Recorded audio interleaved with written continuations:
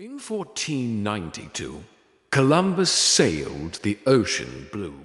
He was a brave explorer who discovered America, a vast, empty wilderness. But what if I told you that story is a myth? A fairy tale that erases millions of people and a continent teeming with vibrant, complex civilizations. Today, we're going to pull back the curtain on 1492 and uncover the untold story of the New World, a world that was anything but new. Let's rewind the clock. It's 1491, the year before Columbus set sail. North and South America are home to an estimated 60 to 100 million people.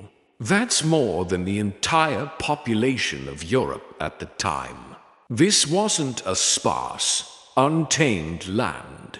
It was a mosaic of nations, empires, and city-states, each with its own unique culture, language, and technology. In the heart of what is now Mexico, the Aztec capital of Tenochtitlan was a marvel of engineering. Built on an island in the middle of a lake, it was larger and cleaner than any European city of its era. With a population of over 200,000, it boasted magnificent pyramids, floating gardens called chinampas that produced several harvests a year, and a complex system of canals and causeways. The marketplace was a bustling hub where tens of thousands of people traded goods from across the empire, from shimmering feathers and precious jade to cocoa beans and finely woven textiles. This wasn't a primitive village. It was a metropolis that would have stunned any visitor from the old world. Further south, nestled in the Andes Mountains, the Inca Empire stretched for over 2,500 miles. They were master architects and engineers, building an incredible network of roads and bridges that connected their vast territory. Without the wheel or draft animals, they constructed stone cities like Machu Picchu with a precision that still baffles engineers today. They developed a unique record-keeping system using knotted strings called quipus, and their agricultural techniques, like terraced farming on steep mountain slopes, allowed them to feed millions. The Inca state was a highly organized society with a sophisticated system of governance and social welfare. Now let's travel north. What many imagine as endless, empty forest was actually a carefully managed landscape. From the Atlantic coast to the Great Plains, diverse groups of people lived in intricate societies. In the Mississippi River Valley, the city of Cahokia, which peaked around the year 1200, was larger than London at the time. Its inhabitants built enormous earthen mounds, the largest of which, Monk's Mound, is taller than the Great Pyramid of Giza. They had a complex social structure and an extensive trade network that reached from the Great Lakes to the Gulf of Mexico. In the northeast, the Haudenosaunee, or Iroquois Confederacy, formed a powerful political alliance of 6 nations. They lived by a constitution called the Great Law of Peace, which established democratic principles of governance and individual rights. This very system is believed to have influenced the framers of the United States Constitution centuries later. Their society was matrilineal, meaning lineage and property were passed down through the mother's side, and women held significant political power, even in the Amazon rainforest, a place often seen as pure, untouched nature. Recent archaeological discoveries have revealed evidence of large, ancient cities and vast agricultural systems. People didn't just live in the forest. They shaped it.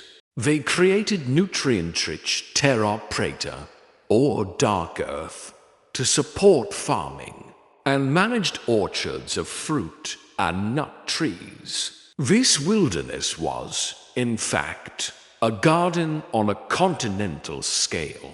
These civilizations also had profound knowledge of astronomy, mathematics, and medicine.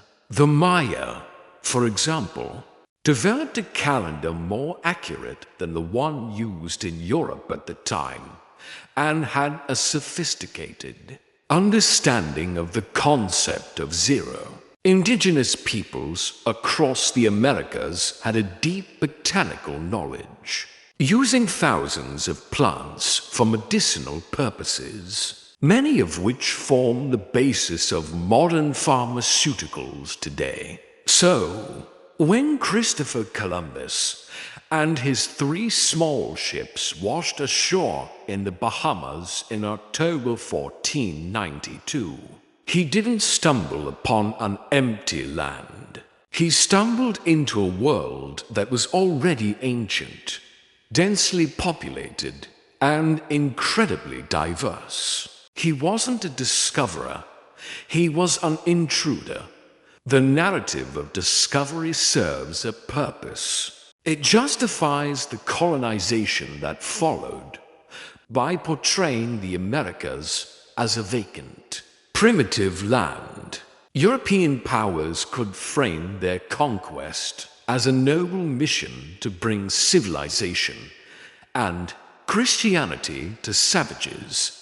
It erases the agency and humanity of the millions who were already there. It makes it easier to ignore the brutal reality of what came next: the violence, the enslavement, and the catastrophic diseases that swept through the continents. Within a century of contact, diseases like smallpox, measles, and influenza, to which indigenous peoples had no immunity, decimated their populations. Some estimates suggest that up to 95% of the indigenous population died. This wasn't just a tragic accident. It was the greatest demographic collapse in human history. Entire cultures, languages, and libraries of knowledge vanished. The pristine wilderness that later European settlers found was not a natural state. It was a post-apocalyptic landscape, haunted by the ghosts of millions. Rethinking 1492 isn't about blaming individuals from the past or feeling guilty. It's about seeking a more complete and honest understanding of our history. It is about recognizing that the story of the Americas didn't begin in 1492. It is a story that stretches back millennia, filled with epic empires, groundbreaking innovations, and a deep connection to the land. By acknowledging the world that existed before Columbus, we honor the resilience and heritage of indigenous peoples who survive to this day, carrying on the legacies of their ancestors. It allows us to see the Americas not as a new world, but as an old world in its own right, with a history as rich, complex, and important as any other on the planet. The story isn't just about a voyage across the sea. It's about the collision of 2 worlds. A collision that fundamentally reshaped our planet, and whose consequences we are still living with today. Thank you so much for watching.